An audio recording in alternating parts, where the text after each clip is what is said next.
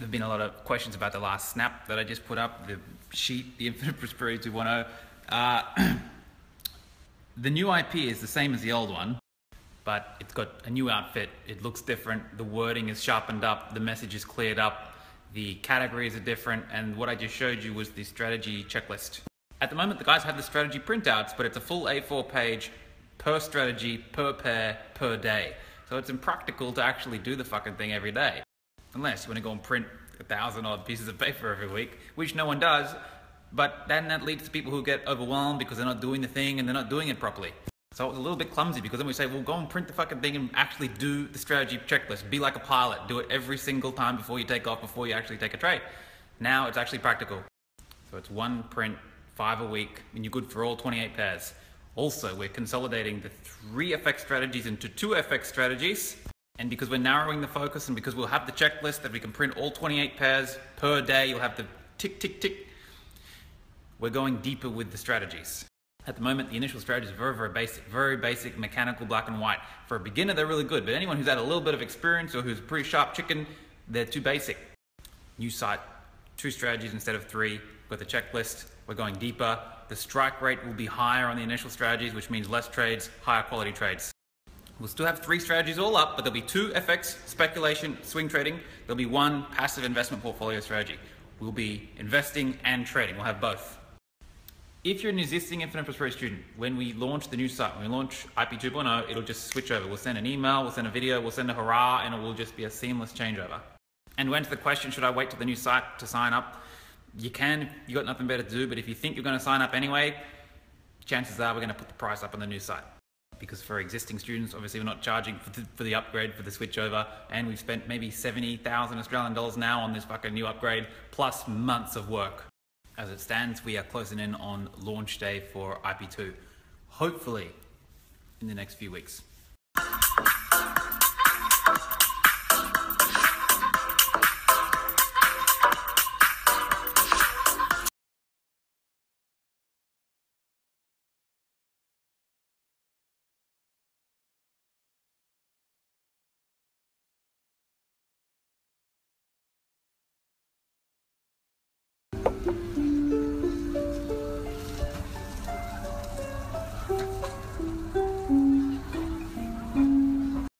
Snapchat, good morning, what's going on?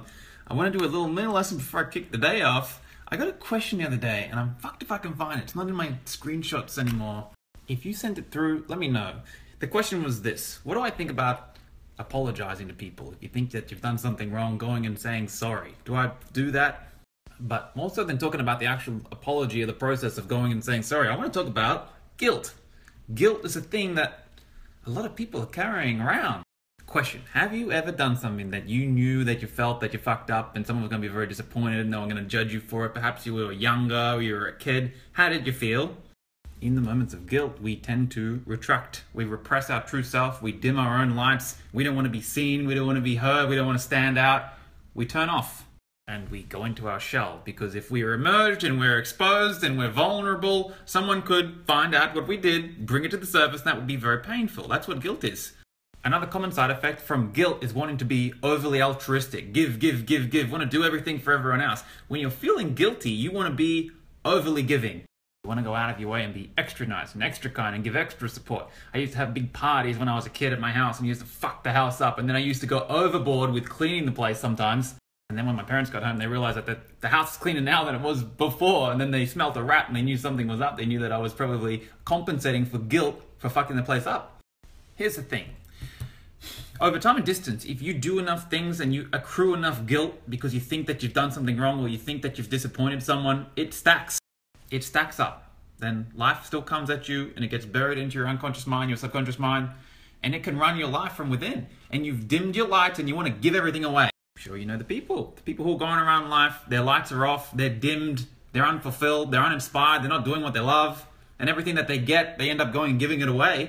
And that could be giving to their parents, giving to their children, giving to their partners and spouses. It could be giving to other people's brands through retail, spending everything that you make.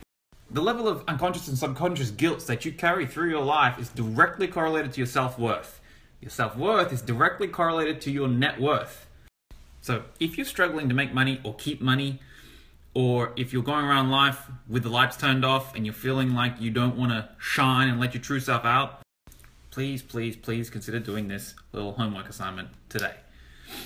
Get a pen, get a paper, write down all the things that you think that you've done wrong. That is to say, write down an exhaustive list of the actions, inactions that you've done since the time of your conception that you may be carrying guilt for. Right next to the action, write down the benefits to you and the benefits to others, specifically the people who it involves. If you think that you cheated on someone and that was the wrong thing to do, write the benefit. Specifically, how do they benefit from it? And specifically, how did you benefit from it? Keep writing all the benefits to you and others for the individual action until you get to the point where you realize that, you know what? This thing that I did wasn't a bad thing. It wasn't a good thing. It was just a thing that needed to happen. It was part of our journeys. And there was drawbacks to me doing that thing, and I've been carrying them through my life up until this time. But you know what? I just realized that I was unconscious to all the benefits from doing that thing. There is no event, there is no scenario, there is no action or inaction that you could possibly do with your motor actions that is good or bad until someone judges it so. And you'll only ever judge an event as good or bad if you remain ignorant and unconscious to the other side. If you're unconscious of the benefits, you'll think that you did something bad. If you look close enough in all the different things that you've ever done your whole entire life up until this point, there has been no thing that is net good or net bad. When you give money to a homeless person, you're keeping him dependent. And if you give someone a challenge, or you bully someone, or you give someone a hard time, you're strengthening them up. You're giving them what they need. You're giving them the challenge that they need to harden up. So never ever feel guilty about giving someone a hard time. You were their teacher, you were their coach. And never ever feel guilty about not giving someone something that they think that they wanted. You're helping them be more creative and independent. You go and do this exhaustively. It could take days, weeks, months, and you'll have a different life. You realize that you've never done anything wrong. Everything that you've done has been in perfect order.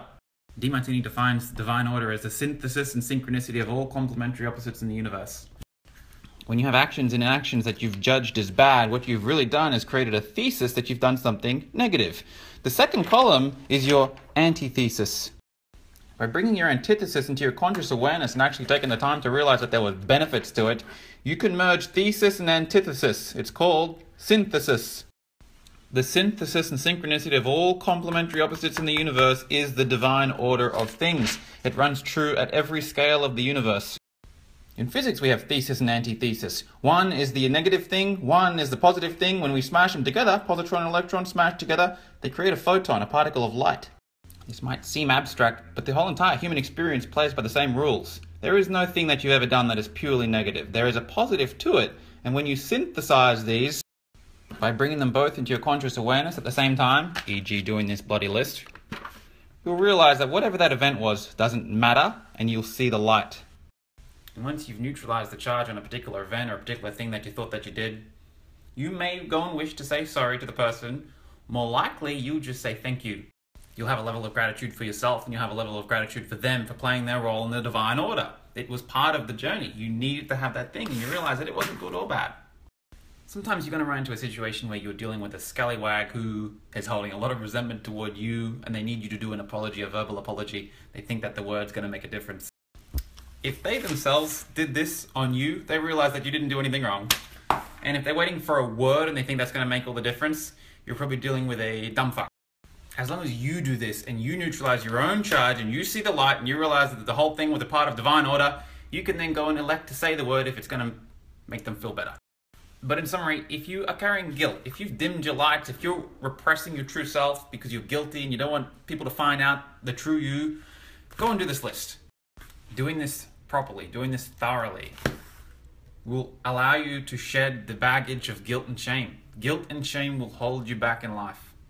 It can cast you into the darkness of judgment. It can physically lock the body up, make it more rigid, less flexible. You'll be constantly running a subtle level of stress pattern, stress of being found out. And that can pull the body out of homeostasis because you're not at ease. If you're not going with the flow and you're not at ease, you pull into dis-ease. And finally, as a subconscious dissociation pattern and as a decoy strategy, so many of us, when we're in guilt, want to go and give everything away. Give all the money away. Give all your shit away. So the people who are most guilty, people who are most shameful, people who have turned their lights down, they've shut themselves off and they're rigid, not going with the flow, they're at dis-ease, will find it very hard to generate wealth.